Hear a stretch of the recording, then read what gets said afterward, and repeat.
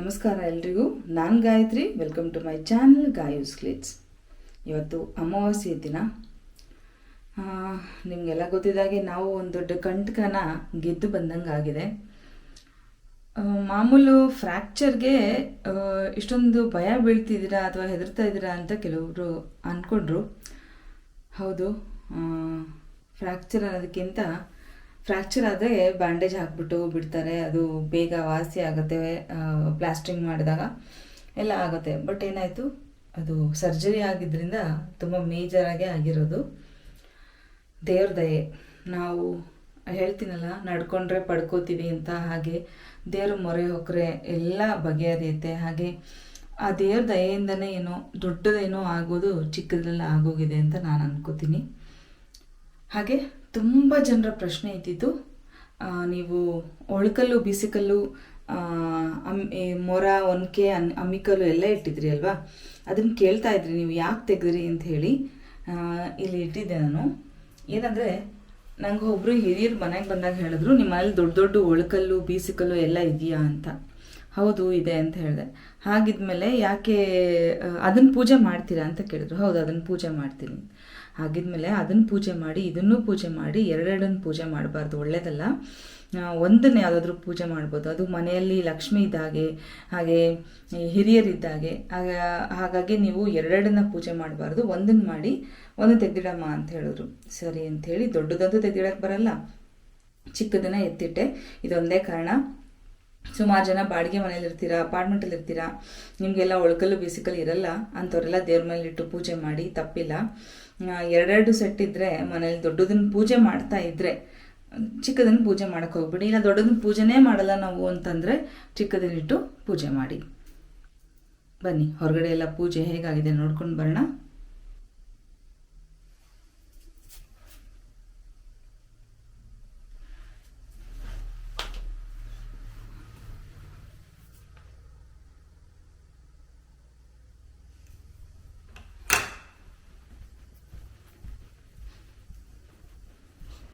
Hello, welcome back. ನಾನಿವತ್ತು ಅಮಾವಾಸ್ಯೆ ಪೂಜೆ, ಸಂಕ್ರಾಂತಿ ಹಬ್ಬದ ಪೂಜೆ ಎರಡನ್ನೂ ಹಾಕ್ತಾಯಿದ್ದೀನಿ. ಕಾರಣ ಅದಿಷ್ಟಿಷ್ಟೇ ಸ್ವಲ್ಪ ವೀಡಿಯೋನ ಬೇರೆ ಯಾವುದ್ರ ಜೊತೆ ಹಾಕೋದು. ಹಬ್ಬನೂ ಮುಗ್ದೋಯ್ತು, ಅಮಾವಾಸ್ಯೆನೂ ಮುಗ್ದೋಯ್ತು. ಹಾಗಾಗಿ ಅಮ್ಮ ತಿರುಪತಿಗೆ ಹೊರಟಿದ್ದಾರೆ ಎಂದೆ. ಆ ತಿಂಡಿಗಳನ್ನು ಕ್ಲೈಮ್ಯಾಕ್ಸ್ ಸ್ವಲ್ಪ ಇದೆ, ಅದನ್ನು ಹಾಕಿದ್ದೀನಿ. ಹಾಗೆ ಅಮ್ಮ ಹೊರಟು ಮಾತಾಡಿದ್ದಾರೆ, ಅದನ್ನೂ ಹಾಕಿದ್ದೀನಿ. ಕಂಪ್ಲೀಟಾಗಿ ಬ್ಲಾಗ್ ನೋಡಿ, ನಿಮಗೂ ಗೊತ್ತಾಗುತ್ತೆ. ಕೆಲವರು ಕೇಳ್ತಾ ಇದ್ರಿ, ತುಳಸಿ ಗಿಡ ಯಾಕೆ ಈ ಕಡೆ ಇಟ್ರಿ ಅಂತ. ಈಶಾನ್ಯಕ್ಕೆ ಭಾರ ಅಂದ್ಕೊಂಡು ಈ ಕಡೆ ಇಟ್ಟೆ, ಸಮಾಧಾನ ಆಗ್ತಾಯಿಲ್ಲ, ಚೇಂಜ್ ಮಾಡಬೇಕು ಅಷ್ಟೇ. ಇದು ತುಳಸಿ ಗಿಡದ ಮುಂದೆ ದೀಪ ಹಚ್ಚಿ ಒಂದು ರಂಗೋಲಿ ಹಾಕಿದ್ದೀನಿ. ಎಷ್ಟೋ ಸಮಾಧಾನ. ಬೆಳಗಿನ ಜಾವದ ಪೂಜೆ ಇದೆಯಲ್ಲ, ನಿಜವಾಗ್ಲೂ ಮನಸ್ಸಿಗೊಂದು ನೆಮ್ಮದಿ, ತೃಪ್ತಿ ಕೊಡುತ್ತೆ. ಮಾಡಿ ನೋಡಿದವ್ರಿಗೆ ಅದರ ಅನುಭವ ಗೊತ್ತಾಗುತ್ತೆ. ಹಾಗೆ ಹಬ್ಬ ಮುಗೀತು, ಎಲ್ಲರೂ ಚೆನ್ನಾಗಿ ಹಬ್ಬ ಆಚರಿಸಿರ್ತೀರ ಅಂದ್ಕೋತೀನಿ. ಸುಮಾರು ಜನ ನಮ್ಮ ಮನೆಯವ್ರ ಬಗ್ಗೆ ವಿಚಾರಿಸ್ತಿದ್ರಿ, ತುಂಬ ಚೆನ್ನಾಗಿ ರಿಕವರ್ ಆಗ್ತಾಯಿದ್ದಾರೆ. ನಿಮ್ಮೆಲ್ಲರ ಆಶೀರ್ವಾದದಿಂದ ನಾವೆಲ್ಲರೂ ಮತ್ತೆ ನಾರ್ಮಲ್ ಲೈಫಿಗೆ ಬಂದಿದ್ದೀವಿ. ನಾನು Gayatri. Welcome to my channel Gayu's clicks. ದೇವ್ರ ಪೂಜೆ ಆಗಿ ಸುಮಾರು ಹೊತ್ತಾಯಿತು. ಸಮಯ ಈಗ 6 ಗಂಟೆ ಆಯಿತು, ಎಕ್ಸಾಕ್ಟ್ 6 o'clock ಕಾಣಿಸುತ್ತಾ? ಝೂಮ್ ಮಾಡಿ ತೋರಿಸ್ತೀನಿ. 6 ಗಂಟೆ ಆಗಿದೆ ಇವಾಗ. ಪೂಜೆ ಮುಗಿಸಿ ದೇವರಿಗೊಂದು ಕೆಂಪಾರತಿ ಮಾಡಿ, ಹಾಗೆ ನೈವೇದ್ಯಕ್ಕೆ ಎಳ್ಳು, ಬೆಲ್ಲ, ಪೊಂಗಲ್ಲು, ಕಬ್ಬು, ಒಂದು ಬೆಲ್ಲದಚ್ಚು ಎಲ್ಲ ಇಟ್ಟಿದ್ದೀನಿ. ಧನುರ್ಮಾಸದ ಕೊನೆಯ ದಿನ ಅಂತಲೇ ಹೇಳ್ಬೋದು ಇವತ್ತು. ಸಂಕ್ರಾಂತಿ ಹಬ್ಬ, ಸುಗ್ಗಿ ಹಬ್ಬ. ಈ ಸುಗ್ಗಿ ಹಬ್ಬ ನಿಮ್ಮೆಲ್ಲರ ಬಾಳಲ್ಲಿ ಸುಖ, ಸಂತೋಷ, ನೆಮ್ಮದಿ ಎಲ್ಲದನ್ನು ತಂದುಕೊಡ್ಲಿ. ಎಲ್ಲದಕ್ಕಿಂತ ಹೆಚ್ಚಿನದಾಗಿ ಆರೋಗ್ಯನ ದೇವರು ನಿಮಗೆ ಕಲ್ಪಿಸ್ಲಿ ಅಂತ ನಾನು ಬೇಡ್ಕೊಳ್ತೀನಿ. ಎಲ್ಲರ ನೆಮ್ಮದಿ, ಸಂತೋಷ ತುಂಬ ಮುಖ್ಯ. ನಾವೇನೇ ಒಂದು ಕಾರ್ಯ ಸಾಧನೆ ಮಾಡಬೇಕು ಅಂತಂದರೆ ಮನಸ್ಸು ನೆಮ್ಮದಿಯಾಗಿರಬೇಕು, ಆರೋಗ್ಯ ಇರಬೇಕು. ಅದಿದ್ದಾಗ ನಾವು ಹಣ ಗಳಿಸೋದು ತುಂಬ ಸುಲಭ ಆಗುತ್ತೆ. ದೇವ್ರ ಹತ್ರ ಹಣ ಬೇಡ್ಕೊಂಡ್ರೆ ಸ್ವಾರ್ಥ ಅನಿಸುತ್ತೆ. ಆದರೆ ಅದನ್ನು ಗಳಿಸೋ ಮಾರ್ಗನ ತೋರಿಸು ಭಗವಂತ, ಅದಕ್ಕೆ ಶಕ್ತಿ ಕೊಡು, ಆರೋಗ್ಯ ಕೊಡು ಅಂತ ಕೇಳ್ಕೊಳ್ಳೋದು ತುಂಬ ಒಳ್ಳೆಯದು. ಸೊ ನಿಮ್ಮೆಲ್ರಿಗೂ ಇನ್ನೊಮ್ಮೆ ಸಂಕ್ರಾಂತಿ ಹಬ್ಬದ ಹಾರ್ದಿಕ ಶುಭಾಶಯಗಳು. ಹೊಸದಾಗಿ ಕೃಷ್ಣ ಭಟ್, ಶ್ರೀ ಕೃಷ್ಣ ಭಟ್ ಅನ್ನೋರನ್ನ ನಾನು ಪರಿಚಯಿಸಿದ್ದೀನಿ ನಮ್ಮ ಯೂಟ್ಯೂಬ್ ಫ್ಯಾಮಿಲಿಗೆ. ಅರ್ದನ್ ಬ್ರೌನ್ಸ್ ಅನ್ನೋ ಒಂದು ಹೆಸರಿನ ಕೆಳಗಡೆ ಅವರು ಮಡಕೆಗಳನ್ನು ಕೈಯಿಂದ ಮಾಡಿ ತಲುಪಿಸ್ತಾ ಇದ್ದಾರೆ. ನಿಜ ಹೇಳ್ತೀನಿ, ಕಬ್ಬಿಣದ ಪಾತ್ರೆನ ಮೀರಿಸುತ್ತೆ ಈ ಮಡಕೆಗಳು. ಆ ಶಬ್ದನೇ ಎಷ್ಟು ಹಿತವಾಗಿದೆ ಗೊತ್ತಾ, ಕಬ್ಬಿಣ ಬರುತ್ತಲ್ಲ ಟಣ್ಣಂದ ಆ ಶಬ್ದ ಬರುತ್ತೆ, ಅಷ್ಟು ಚೆನ್ನಾಗಿ ಬೇಕಾಗಿದೆ ಇದು. ನಾನಿಲ್ಲಿ ಪಲ್ಯದ ರೆಸಿಪಿ ತೋರಿಸ್ತಾ ಇಲ್ಲ, ಬಟ್ ಈ ಮಡಿಕೆನ ತೋರಿಸದೇ ಇರೋಕ್ಕಾಗಿಲ್ಲ. 4 ಮಡಿಕೆ ತರಿಸ್ಕೊಂಡಿದ್ದೀನಿ ನಾನು, ಒಂದು ಬಾಣಲೆ, ಒಂದು ಪಾತ್ರೆ, ಇನ್ನೂ ಒಂದು ಸಾಂಬಾರು ಮಾಡೋವಂಥದ್ದು. ಈ ಥರ ಒಂದು 4 ತರಿಸಿದ್ದೀನಿ.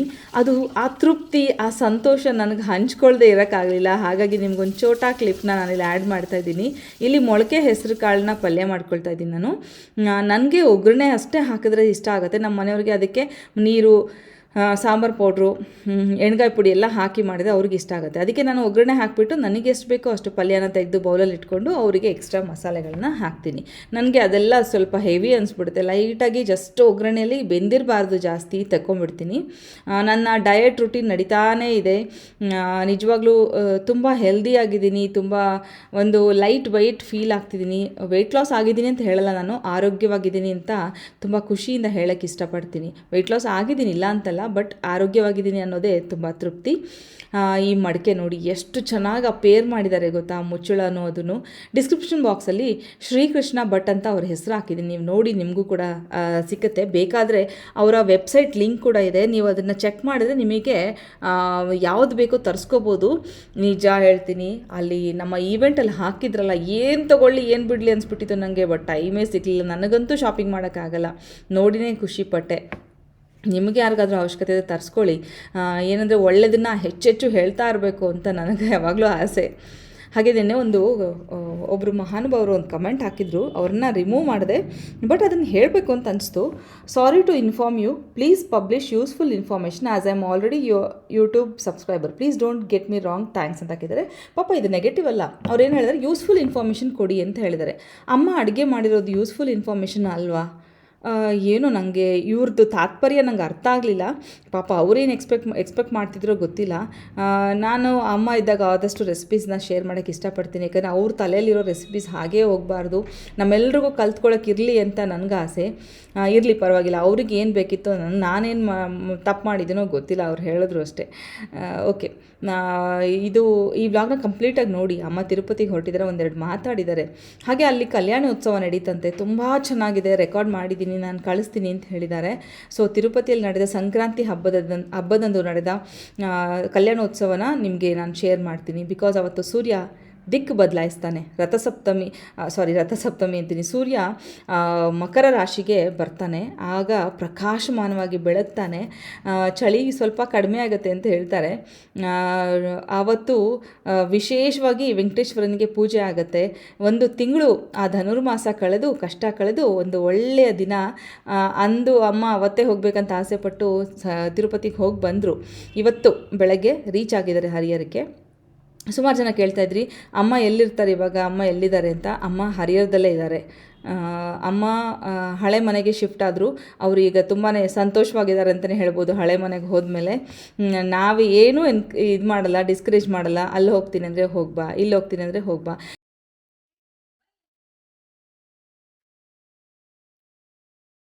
ಇದಾಯ್ತನಮ್ಮ? ಆಯ್ತು, ಸ್ವಲ್ಪ ಇಟ್ಬಿಡಿಸಿ ನೀವು ವಿಜಯ. ಹೌದಮ್ಮ, ನನಗೆ ನಿನ್ಗೆ ತಿನ್ನಕ್ಕೆ 1-2 ಮೆಣಸಿನ್ಕಾಯಿ ಹಾಕೊಳ್ಳೋಣ. ಹಂಗೆ ತೋರಿಸ್ಬಿಟ್ಟು ನನ್ನ ಫ್ರೆಂಡ್ಗೆ ನೋಡ್ಕೊಳ್ರಿ, ನನ್ನ ಅಕ್ಕ ತಂಗಿಯರ, ನನ್ನ ಹೆಣ್ಮಕ್ಳ ನೋಡ್ಕೊಳ್ರಿ. ಉಳಿದ್ರೆ ಹಿಟ್ಟಲ್ಲಿ ಸ್ವಲ್ಪ ಹಿಟ್ಟಾಗಿ ಗಟ್ಟಿಗೆ ಮಾಡ್ಕೊಂಡಿನಿ ಅಷ್ಟೇ, ನೋಡ್ಕೊಳ್ರಿ ನೀವು. 6 ಮೆಣಸಿನ್ಕಾಯಿ ಹಾಕ್ತಾರೆ, ನೋಡ್ಕೊಳ್ರಿ.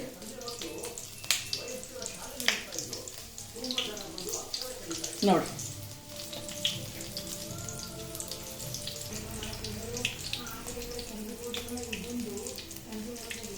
ತಡೀರಿ, ನಿಮ್ಗೆ ಇನ್ನೂ ಒಂದು ಮಜಾ ತೋರಿಸ್ತೀನಿ.